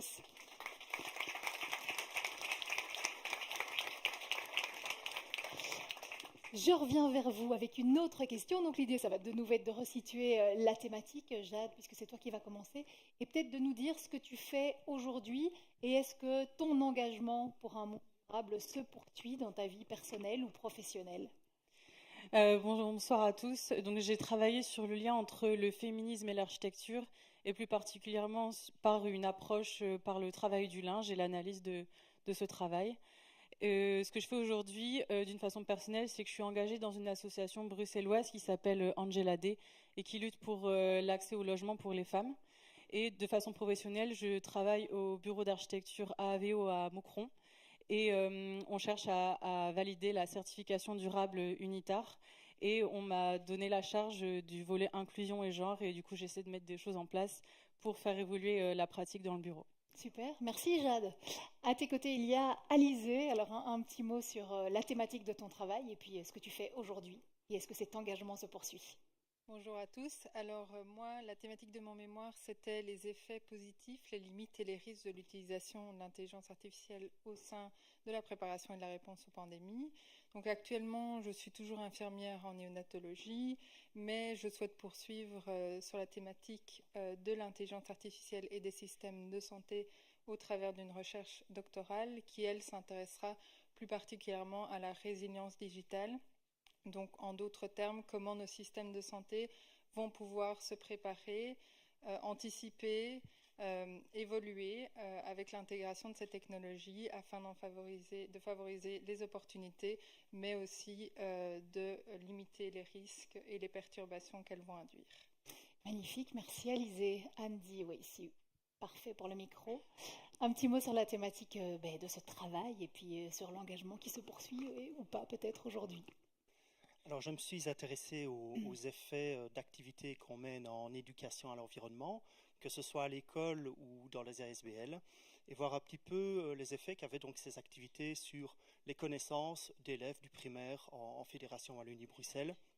Je me suis aussi, entre autres, intéressé aux liens qui pouvait y avoir entre connaissances et le sentiment de connexion à la nature que peut avoir une personne et les comportements qu'elle a, les comportements pro-environnementaux. Alors parler d'éducation à l'environnement, pour moi, c'est forcément un choix de carrière puisque je suis enseignant depuis près de 20 ans dans une école agronomique. J'ai une formation agronomique, une spécialisation en tant que conseiller en environnement et de guide nature aussi. Et donc, le choix de ce mémoire en éducation à l'environnement s'est imposé comme une évidence. Oui, voilà, il y a de l'engagement partout. Merci beaucoup, Andy. Laura, sur la thématique du travail et l'engagement aujourd'hui. Oui, alors moi, dans mon mémoire, j'ai travaillé sur l'impact environnemental de nos pratiques funéraires. Et je me suis intéressée au compostage funéraire, qui est en fait une alternative qui apporte plein de solutions. Et j'ai réfléchi à comment le design pouvait nous aider à intégrer cette méthode en Belgique, parce que ça existe ailleurs dans le monde, mais pas encore chez nous. C'est ce qu'on appelle l'humusation, c'est ça? Oui, l'humusation, c'est une méthode du compostage funéraire de manière générale. Et donc voilà, j'ai proposé un projet là-dessus. Et aujourd'hui, je continue mon engagement parce que je fais partie de Composter Moi, une ASBL qu'on a créée et qui a exactement le même but que ce que j'ai fait avec mon mémoire, qui est de légaliser cette pratique chez nous. Et donc, on continue à s'informer, à créer des partenariats, à sensibiliser. Il y a 2 mois, on est allé aux États-Unis pour découvrir tout ce qui se fait là-bas. On a aussi visité l'Allemagne, voilà. Et aussi, j'ai créé mon entreprise de design funéraire durable pour continuer à créer dans le secteur de manière plus générale, voilà, pour rendre nos funérailles plus durables. Ok, Voilà. merci, voilà, soyons durables jusqu'au bout. Merci Laura. Sophie.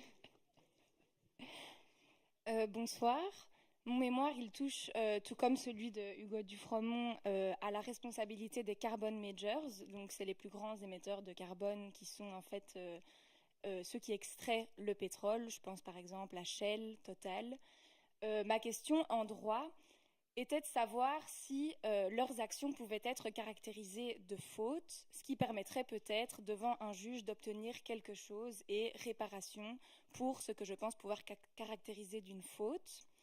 Actuellement, je poursuis, on va dire, mes valeurs qui sont celles d'un équilibre, pas dans l'environnement, mais plutôt dans le social, étant donné que je suis avocate en droit pénal. Merci. Merci Sophie. Et enfin, Colline. Voilà, pour le mot de la fin. Ouais. Dans mon mémoire, donc, j'ai retracé le parcours de co-conception d'un outil maraîcher.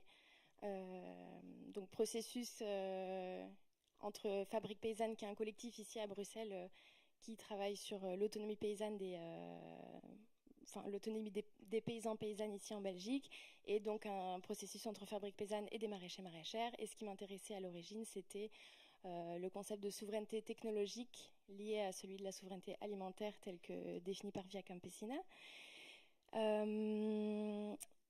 Voilà, si vous voulez plus d'informations, on peut aller discuter autour de la fiche. Et par rapport à donc, mon engagement et où j'en suis aujourd'hui, donc j'ai continué, maintenant je suis en doctorat à l'Université libre de Bruxelles, au laboratoire d'agroécologie, dans une équipe de recherche qui s'appelle Friction, qui s'intéresse au processus de numérisation de l'agriculture. Et on essaie de comprendre de façon critique en fait d'où ça vient, quelles sont les promesses de cette agriculture et qu'est-ce qu'il en est réellement sur le terrain. Je crois que je poursuis aussi mon engagement au sein des mouvements de société civile ici en Belgique, qui sont aussi solidaires de la cause paysanne. Merci Voilà. et bravo encore à toutes et tous.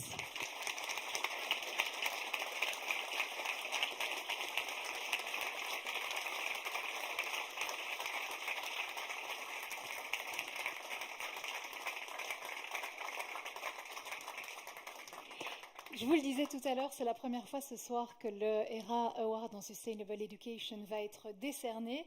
Et comme la Fondation pour les générations futures ne s'arrête jamais en si bon chemin, eh bien, il y a un nouveau prix qui sera décerné l'an prochain. C'est le ERA Award en Sustainable Media.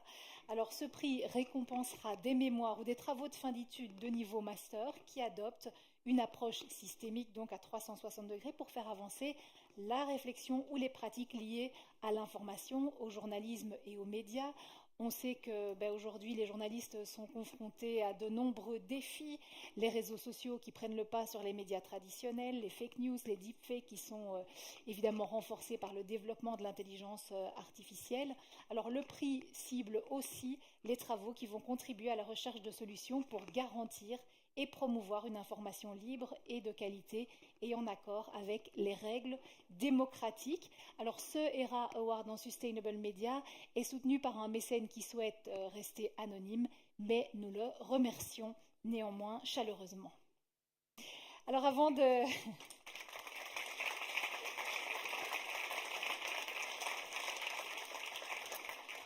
Avant de passer à la proclamation, dans un petit moment, encore un petit mot du Future Proof Award, puisque la Fondation est aussi active en Flandre grâce à ce prix. Donc ce Future Proof Award est une initiative du Duurzame Educatiepunt, donc le service public flamand, département environnement, en partenariat avec la Fondation pour les générations futures, mais également les institutions d'enseignement supérieur flamande, et ce prix récompense les travaux de fin d'études d'étudiants et d'étudiantes de master et de bacheliers également, issus d'une institution d'enseignement supérieur flamand et qui traite évidemment d'enjeux du développement durable avec une approche systémique à 360 degrés dont nous avons beaucoup parlé.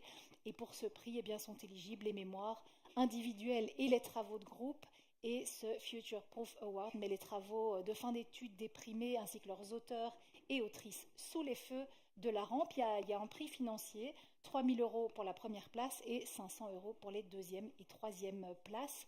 Donc voilà, il vise à stimuler le débat sociétal sur le développement durable. C'est la deuxième édition du prix cette année et ils seront décernés la semaine prochaine, le 24 avril. Ça se passera à Malines. Alors, on va passer dans un petit instant à la proclamation. C'est pourquoi vous allez pouvoir dans quelques instants quitter les gradins pour mieux revenir nous voir dans quelques minutes. Et on va profiter avant ça d'un petit intermède, nouvel intermède de Max van der Vorst. Max, c'est à vous.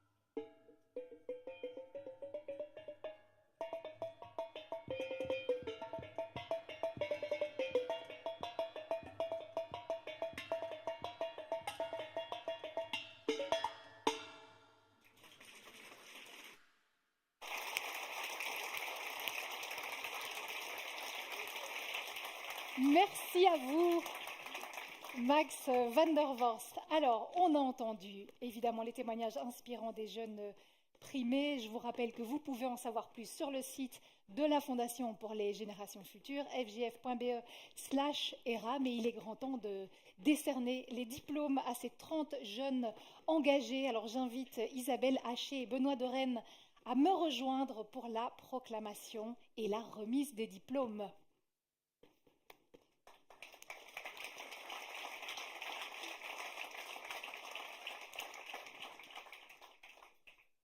Alors, je vais donc vous appeler les uns après les autres. Voilà, ils sont tous là, ils sont prêts.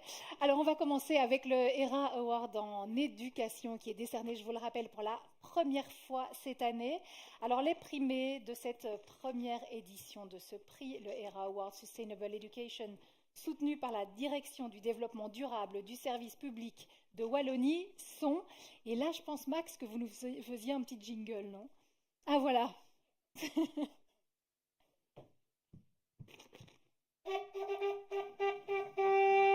Voilà.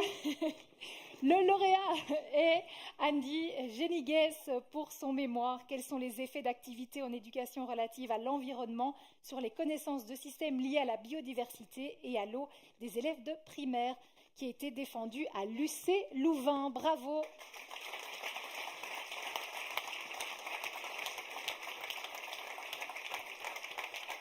A été nominé pour ce prix Marius Bréban pour son mémoire. Quels sont les principaux défis de l'enseignement de la finance durable et une initiative telle que le fonds étudiant Citizen Fund pourrait-elle y répondre efficacement, qui a été défendu à l'ICHEC Brussels Management School.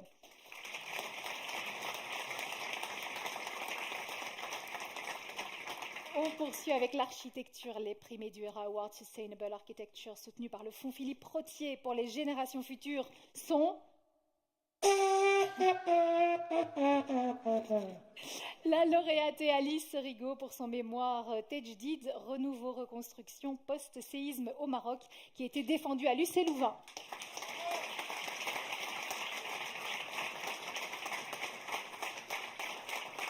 Bravo Alice. Alors 2 nominés aussi dans cette catégorie. La première est absente, c'est Marie Hervier pour son mémoire Conception d'archétypes d'habitat bioclimatique en briques de terre comprimées à Ouagadougou au Burkina Faso, qui a été défendu à Liège.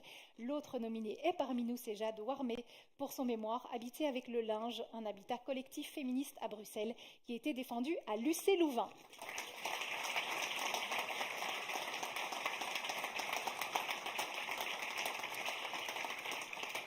Les primés du ERA Award Sustainable Behavior, soutenus par le Fonds Mutatio pour les générations futures, sont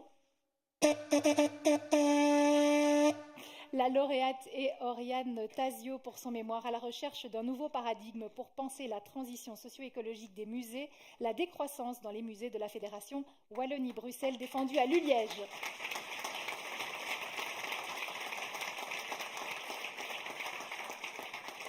Deux nominés pour ce prix, Antoine Abbé pour son mémoire Changer de comportement en réponse à l'enjeu écologique, analyse sociologique auprès des clients réguliers d'un circuit alimentaire alternatif, défendu à Lucé-Louvain.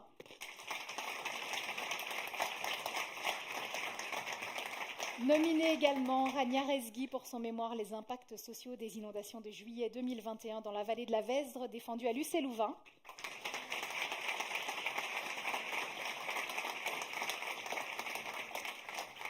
On passe à la démocratie, les primés du ERA Award Sustainable Democracy, soutenus par la Chambre des représentants, le Parlement de la communauté germanophone, le Parlement de Wallonie, le Parlement de la Fédération Wallonie-Bruxelles, sont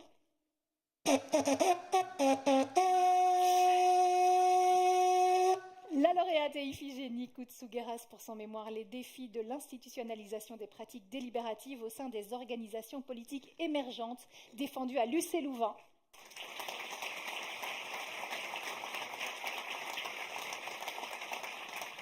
Deux nominés, le premier Louis Droussin pour son mémoire Eigen Koeien en Appelen Eerst, l'écologie politique du Vlaams-Belang, défendu à Lucé-Louvain.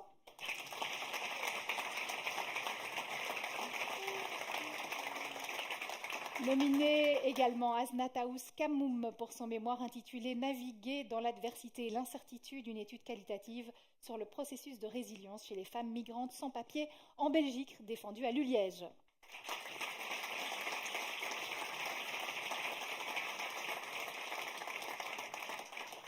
On passe au design, les primés du ERA Award Sustainable Design soutenus par Wallonie Design et le Fonds Philippe Rotier pour les générations futures sont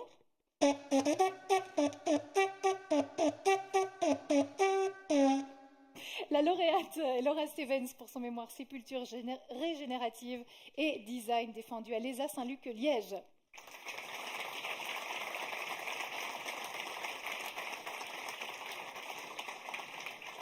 Ont été nominés Shaima El-Waidi et Lam Nguyen pour leur mémoire, le cadre Bruxelles, un outil d'évaluation de la circularité urbaine pour la région de Bruxelles-Capitale, défendu à l'ULB. Je pense que Lam a dû nous quitter, c'est ça, voilà.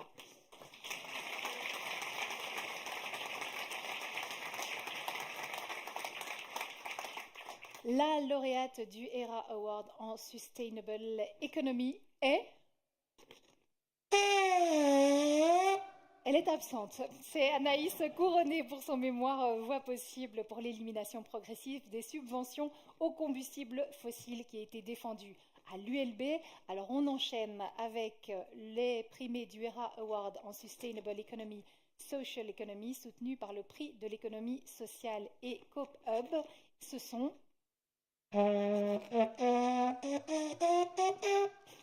Le lauréat est Lucien Rep pour son mémoire. Quelles sont les conséquences de la gestion du foncier agricole selon les logiques capitalistes en Wallonie, défendu à Liège. Et a été nominée Zoé Rosion pour son mémoire L'insertion socio-professionnelle des personnes porteuses de handicap invisibles dans les entreprises d'économie sociale, bilan et perspectives, défendu également à Liège.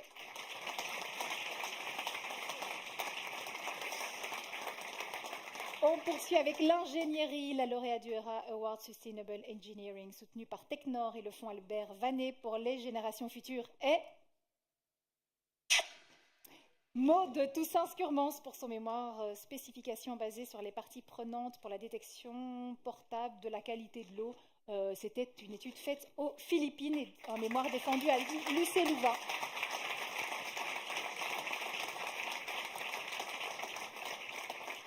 En finance, les primés du ERA Award Sustainable and Responsible Finance soutenus par Financité sont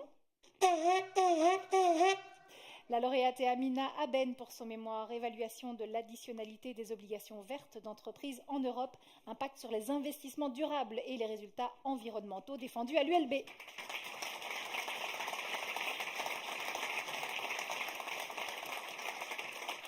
Deux nominés dans cette catégorie, la première est absente, c'est Laura Fanois pour son mémoire « Évaluation de la capacité des PME belges à évoluer en matière de publication d'informations non financières actualisées, analyse de l'indice Bell Small dans un cadre coercitif, mémoire défendue à l'UC Louvain.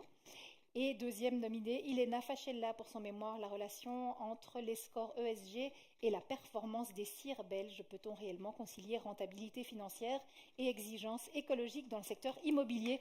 défendu à l'UC Louvain.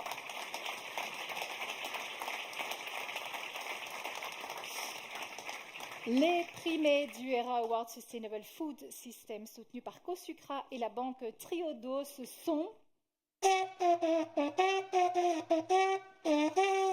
la lauréate est Sophie Enroth pour son mémoire « Le rôle du genre dans l'adoption de pratiques agricoles durables, les fermes de grande culture en Wallonie » défendu à l'UC Louvain.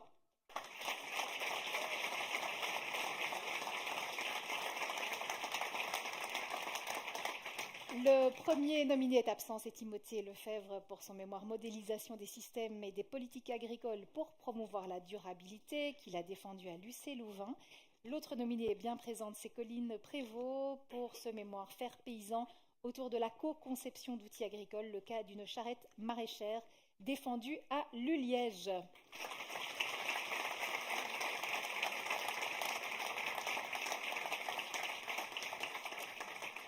En santé, les primés du ERA Award Sustainable Health soutenus par les laboratoires Expansience sont la lauréate est Laura Hock pour son mémoire « Comment en région wallonne les infirmiers et infirmières de première ligne perçoivent-ils et elles leurs connaissances concernant les effets des changements climatiques sur la santé dans le cadre de leurs pratiques professionnelles ?»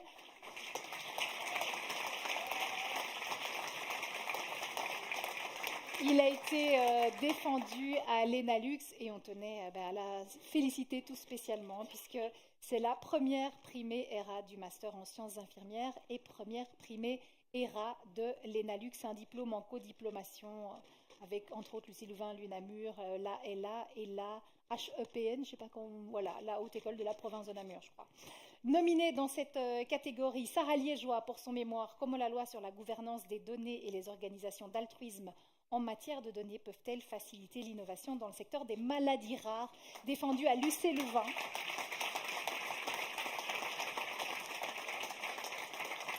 Nominée également Alizé Morias pour ce mémoire « Intelligence artificielle en tournant dans la préparation et réponse aux pandémies ». Il a été défendu à l'ULB.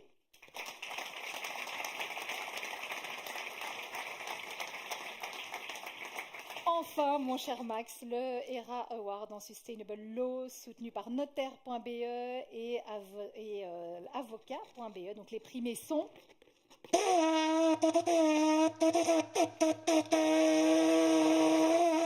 la lauréate est Cassandre Avaux pour son mémoire « L'écologisation du droit commun des contrats à travers la notion d'ordre public environnemental » défendu à l'UC Louvain.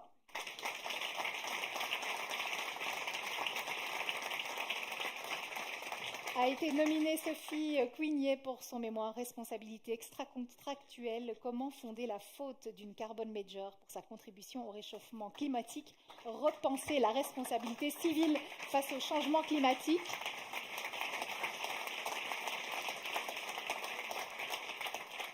Il a été défendu à l'UC Louvain, tout comme celui-ci le dernier, Hugo Dufromont pour son mémoire « L'exigence de causalité dans les actions climatiques en responsabilité civile extra-contractuelle contre les acteurs privés ».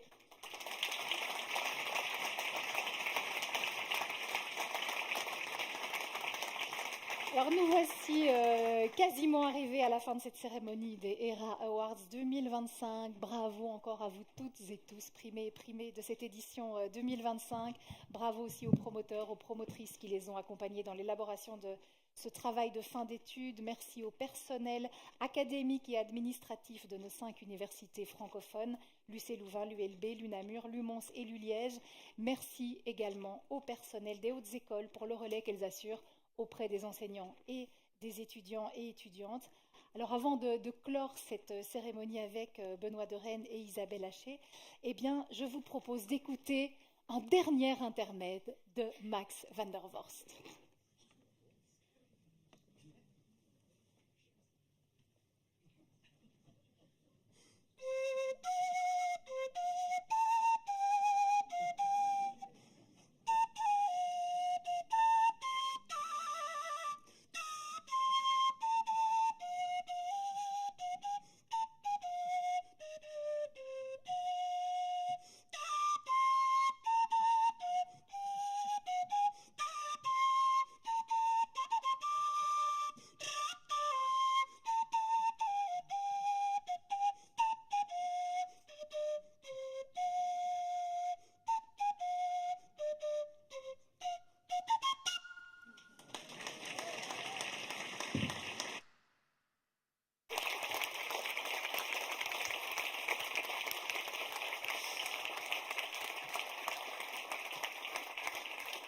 Et nous espérons bien que ce n'est qu'un au revoir. Merci Max van der Vorst de nous avoir accompagnés tout au long de cette cérémonie. Alors vos applaudissements aussi aux présidents et aux membres des différents jurys. Un merci aussi tout particulier à celles et ceux qui en clôturent cette année leur 5e et dernière participation à un jury. Merci aussi à tous nos partenaires. Sans votre engagement, nous ne serions pas ensemble ici ce soir. Alors je vous invite, Isabelle Haché et Benoît de Rennes, à me rejoindre. On arrive à la fin. Un petit mot, voilà, on a récupéré un micro, c'est formidable. Isabelle Haché, un petit mot peut-être en cette fin de cérémonie, qu'est-ce que vous en retiendrez ? Alors, juste un souffle, un vrai souffle pour l'avenir. Je trouve que ce genre de cérémonie, ça redonne confiance dans la possibilité de créer un demain qui fait sens pour tout le monde. Et donc, c'est toujours un bonheur d'y assister. Merci, merci beaucoup.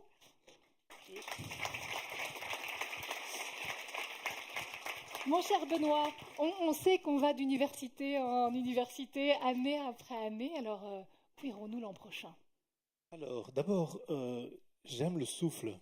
Et le souffle de Max ce soir nous a bien aidés, nous a fait rire, sourire. Enfin, en tout cas, il était au cœur de nous. Donc, c'était vraiment très chouette. Et c'est une idée qu'on va essayer de renouveler l'année prochaine à l'ULB. À l'ULB, formidable. Et on connaît même la date déjà. C'est merveilleux, ça, non ? C'est merveilleux. Ça, c'est grâce à nos équipes qui sont extrêmement performantes. Parce que le jour d'aujourd'hui, on sait déjà le jour de demain. Effectivement, le 14 avril 2026. Et donc, j'invite Pierre, si Pierre est là. Pierre Coeur, vice-recteur au développement durable de l'ULB, est-il parmi nous ? Pierre Coeur, voilà, il s'est caché. Ah, chouette. Soyez le bienvenu. Merci beaucoup de nous... Est-ce que vous avez peut-être un petit mot à donner, votre état d'esprit à la fin de cette cérémonie, ou un petit mot à adresser Je crois qu'il y a énormément de choses qui ont été dites, et c'est vrai qu'on retient le souffle, je suis d'accord, l'énergie, je crois que c'est incroyable de voir comme la jeunesse porte la durabilité peut-être beaucoup mieux que notre génération, et je crois que c'est important, ça va partir de là. Et donc, votre souffle, votre enthousiasme à tous les jeunes, il sera bienvenu à l'ULB l'année prochaine. On vous ouvrira grand les portes. Du souffle et de la respiration, on en a besoin. Merci, merci à vous.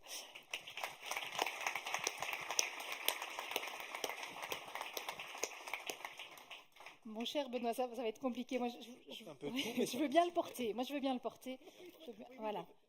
Parce que l'heure est au remerciement. Mais oui, l'heure est au remerciement. Donc voilà, on voudrait évidemment remercier l'UC Louvain de nous avoir accueillis aussi avec autant de présence, et puis aussi d'avoir réussi à mettre tout le monde dans cette salle. Effectivement, c'était un grand défi avec tant d'inscrits, et donc c'est vraiment très chouette. Et puis vous avez, enfin voilà, on a entendu tous les discours qui ont été faits, portés par les instances, portés par les étudiants. En fait, ce qui nous touche énormément, c'est la convergence, en fait. C'était un défi il y a 15 ans, c'est encore un défi aujourd'hui, on le voit plutôt internationalement, mais ce que je ressens partout, dans toutes les universités, dans toutes les hautes écoles, c'est l'envie. c'est l'envie des institutions d'évoluer avec les jeunes qui poussent derrière. Comme je vous disais tout à l'heure, on est poussé dans le dos par ceux-ci, celles-ci, qui nous énergétisent pour la suite. Voilà. Merci beaucoup en tout cas. Et donc ça, c'est un petit cadeau pour toi. Non, c'est bien ça. Et donc je voudrais remercier en particulier à Lucé Louvain. J'ai mon petit copion parce qu'effectivement c'est beaucoup de gens, c'est les services communication, les services relations extérieures et événements, en particulier Véronique Éloi, Jean-François Huget, Pierre Escoyer, Benoît Van Oost, les services audiovisuels qui ont mis tout ça en musique, si j'ose dire, les services techniques, logistiques, mobilité, traiteurs de l'université et tous les jobistes qui nous ont accompagnés aujourd'hui. Françoise Metz, pour l'accueil et l'engagement de Lucé Louvain, Isabelle et Marthe, qui n'étaient pas là ce soir, alors qu'elle était là depuis tant d'années à chaque événement. Mais donc voilà, pour la carte blanche et l'intervention très inspirante que vous nous avez faite. Pierre et l'ULB pour l'année prochaine déjà, pour le futur accueil. Grand merci. Caroline, bien sûr. C'est tellement chouette de vous avoir parmi nous. Et de nous suivre avec tant à la fois de persévérance, et je pense que c'est le fait d'être en connexion avec tant de jeunes, ça aide dans cette persévérance, mais aussi avec beaucoup de professionnalisme. Donc voilà, merci beaucoup. Et puis toute l'équipe de la Fondation qui nous accompagne au quotidien, qui permet que ceci ait lieu avec, en quelque sorte, c'est presque du papier à musique, c'est presque une symphonie qui se déroule chaque année dans chaque université. Donc je les remercie 1000 fois, en particulier Alice, Chloé, Marjolaine, Aude, Sigrid et Charline, mais toutes les autres aussi, tous les autres membres de l'équipe qui nous aident au quotidien. Et je ne pourrais pas éviter de rappeler que tout ceci, c'était un pari complètement fou. Nous l'avons commencé il y a une petite quinzaine d'années avec un prix de master qui a été poussé dans le dos par Philippe Rottier, qui était notre premier mécène, qui disait « mais je vous donne les moyens des 15 prochaines années sur ce prix ». Ça nous a donné l'énergie de tenir bon en disant « mais on va le réussir ce pari, de faire au départ d'un seul prix, de faire aujourd'hui 12 catégories différentes, plus de prix de thèse doctorale ». Et ce n'est pas terminé, puisqu'il y a un 13e qui va se déployer l'année prochaine. Voilà, ça c'est parce qu'il y a des partenaires, parce qu'il y a des gens, des institutions, aujourd'hui des institutions très diverses, entreprises, on l'a vu, pouvoir public ou bien associations, fédérations, qui croient que ce qu'on a mis en place tout doucement comme chemin, comme ruisseau, en faire une grande rivière et un fleuve. Et voilà, je pense que ça va continuer comme ça, il n'y a pas de raison qu'on s'arrête. On sera encore là dans très très longtemps. Merci et bravo à toi, Benoît.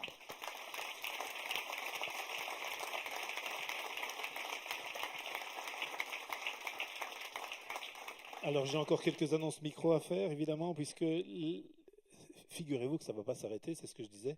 L'appel à candidature 2026 sera ouvert à partir de mi-mai jusqu'au 10 octobre. Donc là, évidemment, si vous avez des amis, si vous avez des gens que vous connaissez et qui ont plein d'idées comme vous, n'hésitez pas à leur dire qu'ils postulent. Ça vaut toujours la peine d'essayer.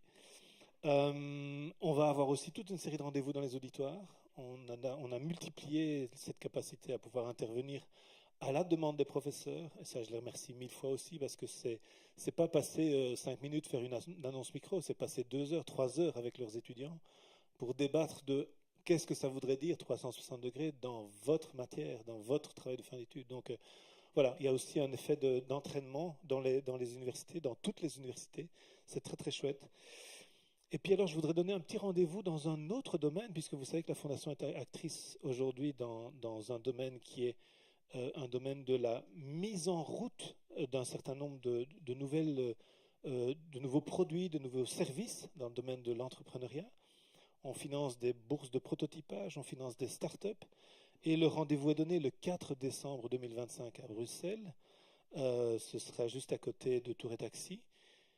C'est un rendez-vous très différent. Ici, on est dans la fête des idées. J'aime à dire que là, on sera dans la fête des réalisations ou des tentatives de réalisation. Et Dieu sait que ça pousse aussi très fort derrière. et on est très très heureux d'être poussé derrière, clairement. Donc voilà, rendez-vous surtout aussi le 14 avril prochain chez vous, et un très très grand merci à tout le monde. Merci beaucoup.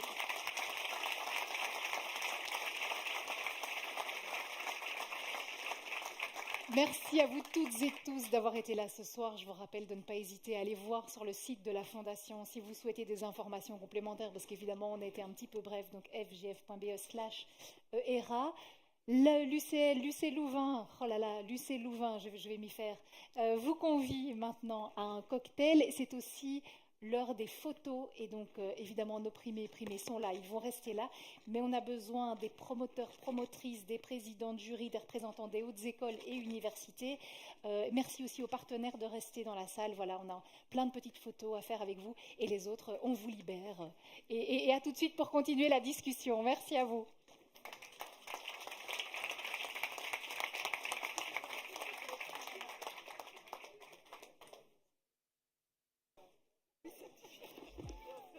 C'est lourd et c'est bon.